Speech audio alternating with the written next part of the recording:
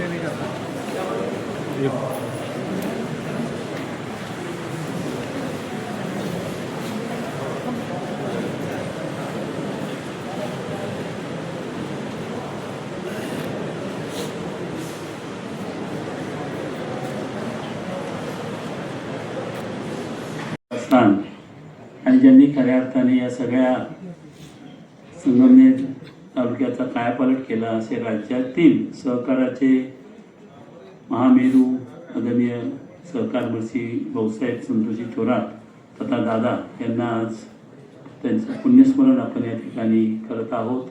या पुण्यस्मरणाच्या निमित्ताने त्यांना हा अभिवादन करण्यासाठी कार्यक्रमाचे आयोजन करण्यात आलं आहे. या कार्यक्रमाला अत्यंत राज्यातले ख्यातनाम असं व्यक्तिमत्व, पत्रकारिता, लेखन आणि सामाजिक विषयांना त्यांनी सातत्याने ते प्राधान्य दिला. असे आदरणीय मल्हारजी अरुणकल्ले साहेब इथे प्रमुख व्याख्याते म्हणून या ठिकाणी उपस्थित आहेत. मी आपल्या सर्वांच्या वतीने त्यांचं मनापासून स्वागत करतो. त्याचप्रमाणे लाटकर साहेब, उल्हासजी लाटकर साहेब, कवळी लाटकर परिवार, त्यांचे पिताश्री आदरणीय दादा असतील किंवा सर्व उल्हासराव असतील, संबंध जरी दादांच्या पुस्तकाच्या प्रकाशनातून आला असला तरी तो इतका स्नेहबंध पुढच्या काळामध्ये दृढ झाला की ते आपल्या परिवाराचे घटक झाले. ते आदरणीय उल्हासजी लाटकर साहेब आपल्या सहकारमंत्री भाऊसाहेब थोरात सहकारी साखर कारखान्याचे व्हाईस चेअरमन मान्य पांडुरंग पाटील गुले, त्याचप्रमाणे आर.बी. शेठ रहाणे, सौदुर्गा तांबे, संपतरावजी डोंगरे, अनेक मान्यवर, सर्व विविध संस्थांचे सर्व सन्माननीय पदाधिकारी, सर्व संचालक, त्याचप्रमाणे आपल्या आपले सर्व शैक्षणिक संस्थांचे सर्व प्राचार्य, सर्व स्टाफ, सर्व अधिकारी, गुगलकर साहेब आणि सर्व उपस्थित मित्रांनो, बंधू आणि भगिनी, प्रथम तर आमदार साहेब इथे येण्याचा त्याचा प्रयत्न आहे, परंतु काही त्यांची थोडी तब्येतीमुळे ते उपस्थित राहू शकणार नाही. त्यामुळे आपण कार्यक्रमाला सुरुवात करत आहोत. आदरणीय दादांचं पुण्यस्मरण आपण या ठिकाणी करत आहोत. जे शेवटी पुण्य आणि पाप म्हणजे काय, जे समाजाच्या हिताचं करतो ते पुण्य आणि जे समाजासाठी अहित होतं ते पाप, ही साधी व्याख्या आहे. आणि आदरणीय दादांनी आपल्याला माहिती की एक दुष्काळग्रस्त तालुका आहे. मला अरुणकल्ले साहेबांना सांगायचं की आजही राज्यामध्ये सर्वात कमी पाऊस पर्जन्यमान म्हणजे 400 मिलीमीटर पावसाचं हे साधारण प्रमाण असतं, तेवढाही कधी पडत नाही. परंतु अशा एका दुष्काळग्रस्त तालुक्याचं रूपांतर आज आपण ते सगळे मापदंड वापरले, म्हणजे ग्रामीण शहर भागाचा विकास, आपण हा शब्द मी वापरतो, विकास झाला पाहिजे. हा विकास म्हणजे नेमकं काय आहे याचं जर खऱ्या अर्थाने मॉडेल आपल्याला पाहिजे असं तर ते आदरणीय भाऊसाहेब थोरातांच्या कल्पनेतून आणि त्यांच्या प्रयत्नातून आणि अथक परिश्रमातून ते या ठिकाणी साकारलेलं आहे. पहिली तर गोष्ट अशी होती की शेतकरी आहे तो इथे, तो शेतीप्रधान शेती असल्यामुळे शेतकरी समृद्ध झाला पाहिजे, तो समर्थ झाला पाहिजे. मग तो समर्थ करायचा असेल तर त्यासाठी त्याला त्याच्या मालाला भाव मिळाला पाहिजे म्हणून उसाचा कारखाना काढण्यात आला. खरं म्हणजे साखर कारखाना काढणं अशक्यप्राय गोष्ट होती. आज आपण आदरणीय दादांचं स्मरण करत असताना स्वर्गीय डॉक्टर अण्णासाहेब शिंदे यांचंही स्मरण केलं पाहिजे. पण आपल्या सगळ्या प्रगतीमध्ये, आपल्या सगळ्या वाटचालीमध्ये त्यांचं देखील अतिशय मोलाचं असं योगदान होतं. अण्णासाहेब शिंदे साहेब हे केंद्रात अनेक वर्षे मंत्री होते, हेच एक त्यांचं विशेष नाही, परंतु अतिशय सखोल असा प्रत्येक गोष्टीचा विचार करण्याची त्यांची पद्धत होती. एक संशोधक वृत्तीचे ते होते, मग ते सामाजिकही विषयांचं संशोधक वृत्तीतून पाहत होते. त्याप्रमाणे शेती असेल किंवा देशाची सर्व वाटचाल त्यांच्या माध्यमातून होत होती आणि त्यांची नेहमीच मदत आणि मार्गदर्शन त्या ठिकाणी झालं. आणि म्हणून दादांचे ते खऱ्या अर्थाने राजकीय मार्गदर्शक होते आणि म्हणून त्यांचंही आपल्या या सगळ्या वाटचालीमध्ये मोठं योगदान आहे. तर अशीही त्या ठिकाणी मग कारखाना, प्रतिकूल परिस्थितीतील कारखाना आपल्या सर्वांना माहिती आहे, त्यावेळी खूप त्याच्या खोलात जाणार नाही, त्याची आवश्यकता आहे असंही वाटत नाही. इथे लक्ष्मणजी कुठे साहेब आले, तर मला या निमित्ताने आपल्याला एवढंच सांगायचं आहे की कसा म्हणजे शेतकऱ्याला मग समृद्ध करण्यासाठी त्या प्रक्रिया उद्योग आपण सुरू केले. त्याचप्रमाणे त्या ठिकाणी नुसतं एक पीक घेऊन चालत नाही, मग त्याला जोडधंदा दुधाचा व्यवसाय सुरू केला. त्या दूध व्यवसायामध्ये त्यांनी ज्या पद्धतीने आपण पाहतो की आज एक मोठा प्रमुख जोडधंदा त्या ठिकाणी झालेला आहे.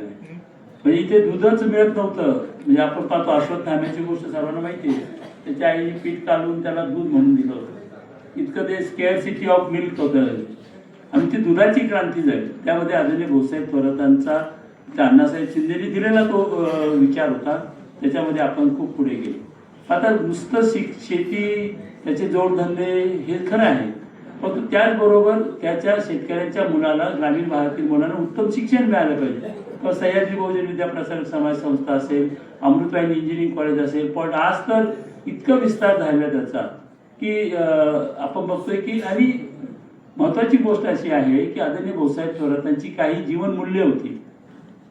त्यामध्ये त्यांनी नैतिकतेला सर्वोच्च प्राधान्य दिलं होतं. नैतिकता म्हणजे जसं महात्मा गांधींनी आपण पाहिलं की महात्मा गांधींच्या दोन गोष्टी आपण बघतो की एक नैतिकता आणि निर्भीडपणा, हे दोन्ही गुण भाऊसाहेब थोरातांमध्ये होते.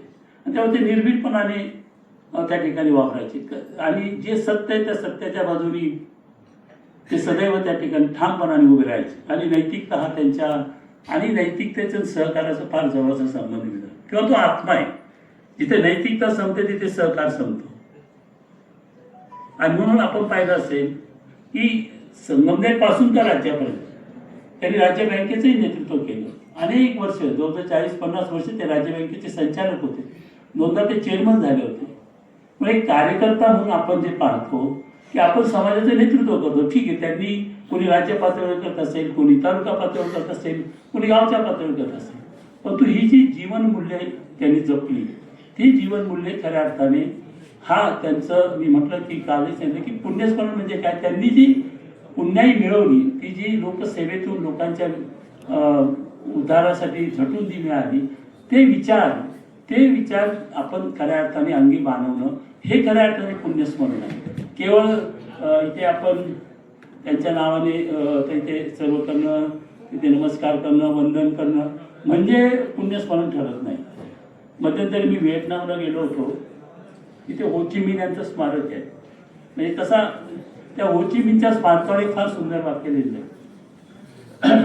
तिथे लिहिलेलं आहे की mister president, you are in our heart and in our action. आता आपल्याकडे हार्टमध्ये सगळे असतात. शिवाजी महाराज आहे, गांधीजी आहेत, आदरणीय दादा आहेत. पण ॲक्शनचं काय, कृतीचं काय, हा खऱ्या अर्थाने प्रश्न आहे. आपण सुदैव आहोत की थोरात आदरणीय दादांचा वारसा बाळासाहेब थोरात चालवतायत. तो वारसा केवळ त्यांचा रक्ताचा वारसा नाही आहे, तो त्यांचा कृतीचा वारसा आहे. त्यामुळे आपल्या इथे ती कृती होते. परंतु आपण सगळ्या पातळीवर बघतो की आपल्याकडे आपण उत्सवप्रिय आहोत. खूप मोठे उत्सव करायचे, खूप प्रेम दाखवायचं, पण कृती आपण त्या ठिकाणी केली पाहिजे. तर ते खरं प्रेम आपल्या राष्ट्रपुरुषांवर आहे. आणि म्हणून व्हिएतनाममधलं जे वाक्य आहे ते खऱ्या अर्थाने आपण आपल्या प्रत्येकाच्या मनामध्ये कोरलं पाहिजे की आपले जे राष्ट्रपुरुष आहेत, ज्यांनी समाज घडवला, ते केवळ आपल्या हृदयामध्ये ठेवून चालणार नाही, तर ते आपल्या कृतीमध्ये आले पाहिजे. त्यांनी जी शिकवण दिली त्याच्यानुसार आपण चाललं पाहिजे. आणि ते खऱ्या अर्थाने पुण्यस्मरण ठरतं. आणि म्हणून त्यांच्या पुण्यस्मरण म्हणजे त्यांनी केलेल्या पुण्याईचं स्मरण करायचं. ती पुण्याई आपल्या अंगामध्ये उतरावी, ती आपल्या कृतीमध्ये उतरावी. आणि त्याच्यातून आपल्याला यथाशक्ती जिथे जिथे आपण काम करतो त्या आपल्या कार्यक्षेत्रामध्ये आपण जनकल्याणाचा विचार त्या ठिकाणी केला पाहिजे. जे विचार आदरणीय भाऊसाहेब थोरातांचे होते ते म्हणजे नैतिकता, त्याचबरोबर त्यांचा गुणवत्तेला प्रचंड असा त्यांचा आग्रह असायचा. त्यांनी एक ब्रँड, राजहंस आमचा ब्रँडच आहे, सहकारातला ब्रँड आहे. तर जसं राजहंस, जसं आपण पाहतो की स्वच्छ राजहंस, दिमागदार, डौलदार, तो डौलदारपणा जो आहे तो आदरणीय भाऊसाहेब थोरातांनी केला. तो गुणवत्तेतून तयार होत असतो. ते जे देखणेपण आहे ते गुणवत्तेमुळे आलेलं देखणेपण आहे. म्हणून इथल्या सहकाराला आलेलं जे देखणेपण आहे ते गुणवत्तेमुळे आलेलं. तुम्हाला माहिती आहे इथले इंजिनिअरिंग कॉलेज, आमचे प्राचार्य बसलेले आहेत. आमचे इंजिनिअरिंग कॉलेज साहेब राज्यात पहिल्या 8 कॉलेजमध्ये आहे, ग्रामीण भागातला आहे. आम्ही आदरणीय दादांनी इथे खूप संस्था, प्रत्येक संस्थेमध्ये हेच गोष्ट, तेच दूध संघाचं आहे, तेच शेतकी संघाचं आहे. राज्यातले शेतकी संघ जवळजवळ संपुष्टात आलेले आहेत. इथे शेतकी संघ चालू आहे. तर सहकाराबरोबर शिक्षण क्षेत्रात सुद्धा जे कार्य केलं, SMBT नावाची संस्था सौ मथुराबाई भाऊसाहेब थोरात, तर दादांची खूप इच्छा होती की मला नेहमी म्हणायची की आपण आरोग्याच्या क्षेत्रामध्ये काहीतरी करा तुम्ही. कारण मी बाकी क्षेत्रामध्ये लोकांसाठी केलं, पण आपल्याला माहिती आहे की जेव्हा एखाद्या गरीब कुटुंबामध्ये कोणी आजारी पडतं त्याची काय अवस्था होते. अनेक कुटुंब त्यामुळे त्या खर्चामुळे त्या ठिकाणी अडचणीत येतात. आणि म्हणून त्यांची इच्छा होती त्याप्रमाणे आपण त्या ठिकाणी SMBT ट्रस्ट आता इतका मोठा झाला आहे मित्रांनो. मोठा म्हणजे नुसत्या आकाराने मोठा नाही म्हणायचं मला. आज राज्यातले म्हणजे अगदी इकडे पालघर पासून तिकडे नंदुरबार पासून ते इकडे नांदेडपर्यंत इथल्या सगळ्या मोठ्या जवळ राज्यातल्या 25 जिल्ह्यातून त्या ठिकाणी रुग्ण येतात. तिथे आपण किडनी ट्रान्सप्लांट करणार, तिथे आपण बोन मॅरो ट्रान्सप्लांट करतो. टाटा सारख्या संस्थेची आपण MOU केले. आणि म्हणजे हे सगळी पुढे जात असताना जी प्रेरणा होती, ती प्रेरणा ही आदरणीय दादांची होती, आहे आणि राहील. आणि म्हणून आपल्याला मी सांगितलं की एखादी मोठी व्यक्ती एखाद्या त्या ठिकाणी समाजाला पुढे घेऊन जाते, परंतु ते गेल्यानंतर मग ते त्या ठिकाणी ते पुढे चालू ठेवणं फार महत्त्वाचं असतं. आणि ते आपल्या सर्वांचे नेते राज्याचे माजी मंत्री बाळासाहेब थोरात यांनी तितक्याच समर्थपणाने तशाच पद्धतीने ही मूल्य त्या ठिकाणी जपली, तितक्याच दूरदृष्टीने तितक्याच परिश्रम ते त्या ठिकाणी घेत आहेत. आणि म्हणून आपला हा विकासाचा जो महारथ आहे तो त्या ठिकाणी असाच पुढे चाललेला आहे. तो असाच पुढे नेण्याचं काम आपल्याला ते करायचं आहे. मी खऱ्या अर्थाने आदरणीय दादांना अभिवादन करेन. मी अधिक न बोलता आलेल्या अतिथींचं आणि आपल्या सर्वांचं मनापासून स्वागत करतो आणि आदरणीय दादांच्या पवित्र स्मृतीला अभिवादन करतो आणि थांबतो. धन्यवाद. ज्येष्ठ लेखक, संपादक आणि समाज पुरोगामी विचार पुढे घेऊन जाणारे माननीय मल्हारजी अरणकल्ले साहेब यांचा सन्मान सत्कार आपल्या हस्ते व्हावा.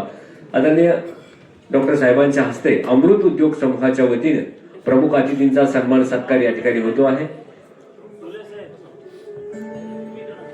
पांडुरंग पाटील घुले साहेब, डॉक्टर साहेब देशमुख साहेबांना विनंती आहे की आपण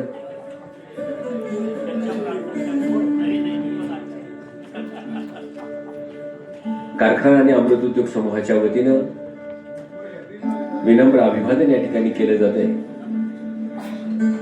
आणि दादांचा विचार तळागाळापर्यंत नव्हे तर संपूर्ण महाराष्ट्रात पोहोचवण्यासाठी अरणकल्ले साहेब यांचा पुढाकार नक्कीच आहे. आणि म्हणून आपल्या सगळ्यांच्या वतीने त्यांचा सन्मान सत्कार या ठिकाणी आपण करत आहोत. जोरदार टाळ्यांनी स्वागत करूया महाराष्ट्रातील ज्येष्ठ लेखक, संपादक यांचं. धन्यवाद साहेब. यानंतर आदरणीय सौ दुर्गाताई तांबे आणि डॉक्टर जयश्रीताई थोरात यांना विनंती आहे की अमेय प्रकाशनचे प्रकाशक सन्माननीय उल्हाजी लाटकर साहेब यांचा सन्मान सत्कार आपल्या हस्ते व्हावा.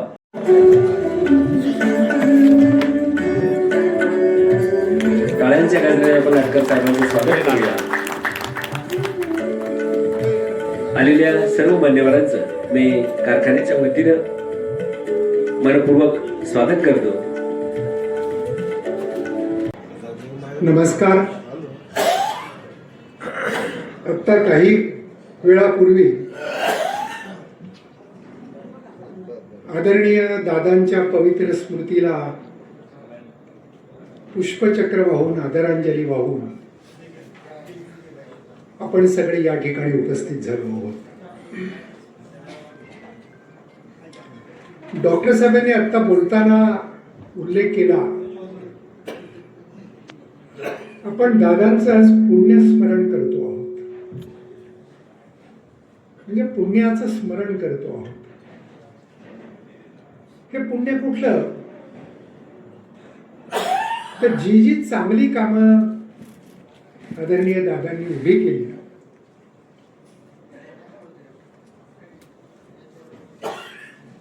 त्याची फळं आज आपण सगळे चाखतो आहोत. हे जे दादांनी केलं त्याच्याबद्दलची आपली कृतज्ञता व्यक्त करण्यासाठी, त्याचं स्मरण करण्यासाठी आपण त्यांच्या पवित्र स्मृतीला आदरांजली अर्पण केली. डॉक्टर साहेबांनी असं सांगितलं की जे पुण्य ज्याला आपण म्हणतो ते पुण्य म्हणजे सत्कृत्य, चांगली कामं. इतर अनेकांचा उद्धार होईल, अनेकांना उपयोगी पडेल, अनेकांच्या जीवनामध्ये जो प्रकाश निर्माण करेल, त्यांना प्रगतीची दिशा दाखवेल, ते पुण्यकर्म, ते पुण्याचं काम. आणि असं दादांनी आयुष्यभर केलं. त्यांना दीर्घायुष्य लाभलं. एकच ध्यास, सर्वसामान्य माणसासाठी आपलं आयुष्य चंदनासारखं झिजवणं, दुसरी उपमा त्याला नाही.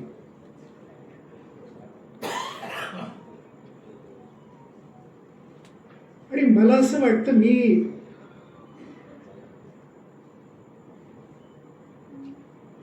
दादासाहेबांच्या चरित्राचं लेखन केलं आहे. आता ते नुकतंच प्रकाशित होईल. त्याचा अभ्यास करताना, ते बघताना, त्यांना समजून घेताना, त्यांना जाणून घेताना मला सतत एक गोष्ट लक्षात येत गेली की दादासाहेब किंवा आदरणीय दादांना समजून सांगायचं, समजून घ्यायचं, तर कसं समजून घ्यायचं? मग एखादं लहान मुलं असतं, त्याच्या बाजूने अनेक आकर्षक खेळणी ठेवली, खाऊ ठेवला, त्याची अवस्था काय होईल? त्याला हे बरं वाटेल, ते बरं वाटेल, ते चांगलं वाटेल, ते तिकडे धावेल, इकडे धावेल, ते हातात घेईल, ते ठेवून देईल, अशी अवस्था होते. म्हणजे आदरणीय दादांच्या सहकारातल्या कामाविषयी बोलावं तर जो दुष्काळी तालुका तिथे आज नंदनवन फुललं आणि खरोखर साखर कारखाना ही स्वप्नवत वाटावी अशी कल्पना होती. इथे साखर कारखाना होऊ शकत नाही अशी मतं होती.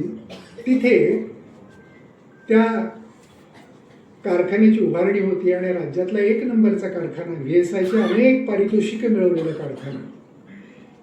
इथपर्यंत आपण प्रगती करू शकतो. म्हणजे सहकाराचं बोललं तर शिक्षणाचं काय, पाण्याचं काय, सर्वसामान्य लोकांसाठी केलेली अनेक कामं आहेत. ह्या बाजूने दिसतं की भाऊसाहेब स्वातंत्र्य लढ्यात अग्रभागी होते. कम्युनिस्ट चळवळीमध्ये तो विचार मनात रुजवून त्यांचा जो अभ्यासाचा पिंड असतो तो त्यांनी प्रयत्नपूर्वक जोपासला होता. आणि ज्या आदरणीय अण्णासाहेबांचा उल्लेख डॉक्टर साहेबांनी केला, अण्णासाहेब शिंदेचे इतके मोठे संस्कार दादांवर झाले, तिथून त्यांना वाचनाची सवय लागली. आणि नुसती वाचनाची सवय नाही, तुम्ही आम्ही सगळेच वाचतो. जे वाचतो ते समजून घ्यायचं, त्याची टिपणं काढायची. ती कशासाठी? आपल्यामध्ये पूर्ण रुजावं, मुरत जावं तो विचार, आणि मग त्या संबंधी बोलायचं. स्वातंत्र्य लढ्यात दादासाहेब ज्यावेळी अग्रभागी होते, त्या सगळ्या लोकांबरोबर काम करत होते, त्यावेळी त्यांना तुरुंगवास पत्करावा लागला.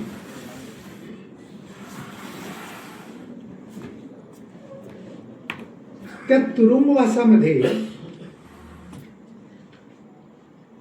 आदरणीय दादांना ज्या प्रकारच्या परिस्थितीशी जुळवून घ्यावं लागलं ते त्यांच्या पुस्तकात लिहिलेलं वर्णन वाचून मी कमालीचा अस्वस्थ होतो. आणि मला प्रश्न पडत होता, या माणसाने हे कशासाठी केलं? हे आपण का समजून घ्यायचं आहे की आपल्यासाठी, आपल्या भल्यासाठी? आपण आत्ता जिथे आहोत तिथून आपल्याला वर उंच उचलून ठेवण्यासाठी ह्या माणसाने काय काय सहन केलं? त्यांना त्यातून काय मिळवायचं होतं? अजिबात नाही. त्यांना कुठला पुरस्कार नको होता, कुठली पदवी नको होती, पद्म पुरस्कार नको होता, सत्कार समारंभ काही नको होतं. त्यांचं नातं सर्वसामान्य माणसाशी इतकं घट्ट जुळलेलं होतं,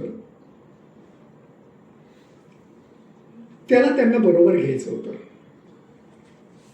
त्याला त्यांना हृदयाशी घट्ट धरायचं होतं. सहकार म्हणजे काय? तू आणि मी एकत्र येऊ आणि आपण आपला उद्धार करू. आपल्या खेडेगावामध्ये पद्धत असते, एखादं पोतं भरलेलं उचलायचं तर आपण जाणाऱ्या वाटसरूला म्हणतो, दादा जरा हात लावा. आपला हात, त्याचा हात गुंफले जातात. कितीही वजन असलं तरी दोघं विभागून घेतात, ओझं उचललं जातं. सहकाराचं हे साधं तत्व जर अंमलात आणलं, तू आणि मी मिळून आपण परस्परांचा, आपल्या बरोबर जे लोक आहेत त्यांचा उद्धार करू. त्याचं हे सूत्र आपण लक्षात घेतलं पाहिजे आणि सहकार आपण ज्या ज्या ठिकाणी आहोत, आपण आता जी काही भूमिका करतो आहोत तिथे हातात हात कसे गुंफता येतील हे आपण पाहिलं पाहिजे. हात आणि पाय ओढण्याची परिस्थिती आज सगळीकडे दिसते. हा माणुसकीचा पराभव आहे. ज्यांनी मला मदत केली, किरकोळ स्वार्थासाठी मी त्याचे पाय ओढायला जातो, असं जर दादांनी ठरवलं असतं तर हे काहीच झालं नसतं. आज आपण इथे आलोही नसतो. ही मोठी माणसं समजून का घ्यायची म्हणून समजून घ्यायची. आणि दादा समजून घेताना मला कुठे कुठे मला धक्केच फार बसत गेले आणि सारखा प्रश्न पडत गेला, ह्या माणसाने हे का केलं. आणि मग आपण किती स्वार्थी आहोत, आपण किती संकुचित आहोत, आपण थोडाही आपल्या पलीकडचा विचार कसा करत नाही, ह्याची अनेक उदाहरणं दिसायला लागली. आमच्या पुण्याच्या बाबतीत तर म्हटलं जातं, पुण्यात पत्ता विचारला तर माहिती नसला तरी कुठली तरी दिशा सांगतो किंवा ठिकाण ते असेल तरी इकडे दाखवलं जातं. हे का करतो. मला सहकार कळलेलं नाही, मला लोकांना मदत करणं कळलेलं नाही, मला दुसऱ्याला उभं करणं जमलेलं नाही. आणि त्या स्वातंत्र्य आंदोलनात भाऊसाहेबांचं जे काही तुम्ही त्यात एक प्रसंग दिलाय, खूप तपशिलात मी जात नाही परंतु प्रसंग सांगतो. आणि वय जेमतेम 19-20, आता 19-20 असणाऱ्या मुलांनी आठवावं की आपण आत्ता या वयात काय करतो आहोत आणि मोठी माणसं जी पुढे झाली ती काय करत होती. असं ठरलं ते ब्रिटिश सरकारच्या विरोधातला तो सगळा संघर्ष होता. माणसं कशी पेटून उठली होती आणि ते पेटलेलं जे रूप होतं ते किती जोरात ते स्फुल्लिंग असं पेटलेलं दिसत होतं. असं ठरलं की विजेच्या तारा तोडून टाकायच्या, खांब मोडून टाकायचे.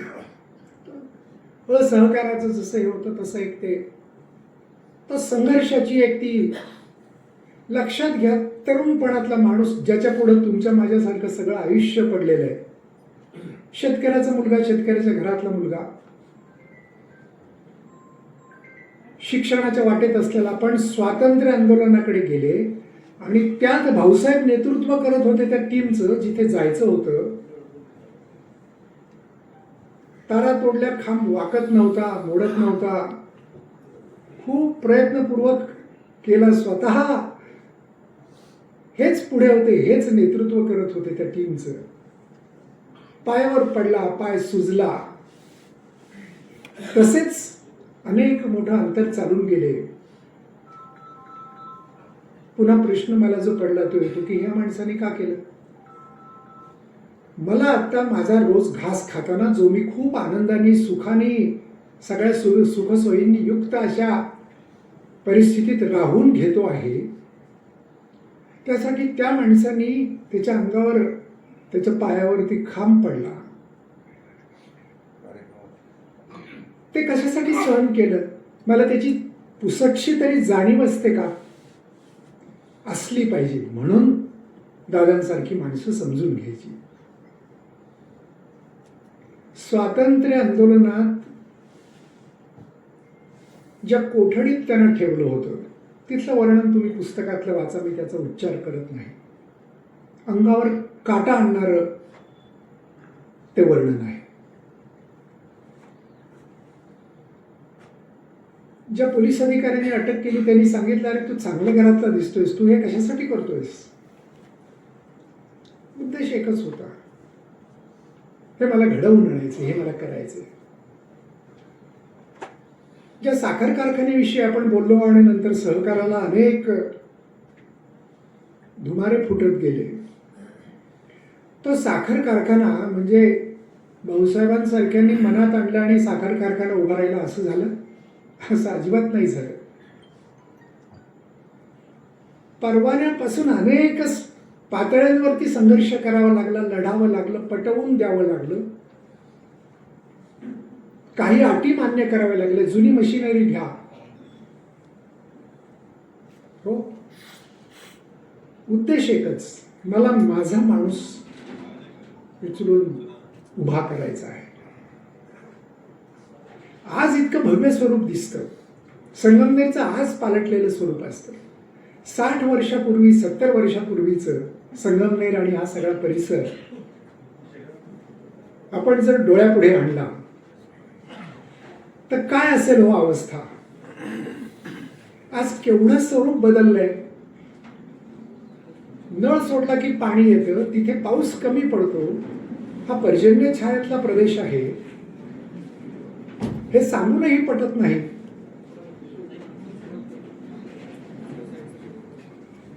अशा ठिकाणी सहकार रुजवणं, सहकार वाढवणं, सहकाराला नवे नवे पैलू जोडणं आणि मग साहजिकच त्यांच्या बरोबर आज इथे त्यातले काही दादांच्या बरोबर काम केलेल्या व्यक्ती आहेत, असा सगळा संच उभा करणं. आणि ही माणसं म्हणजे त्यांची वेगवेगळी रूपं आहेत. दादांचा संस्कार त्या प्रत्येक व्यक्तीमध्ये रुजलेला आहे. ती सगळी माणसं त्या विचारांनी, त्या कृतींनी भारावलेली अशी आहे.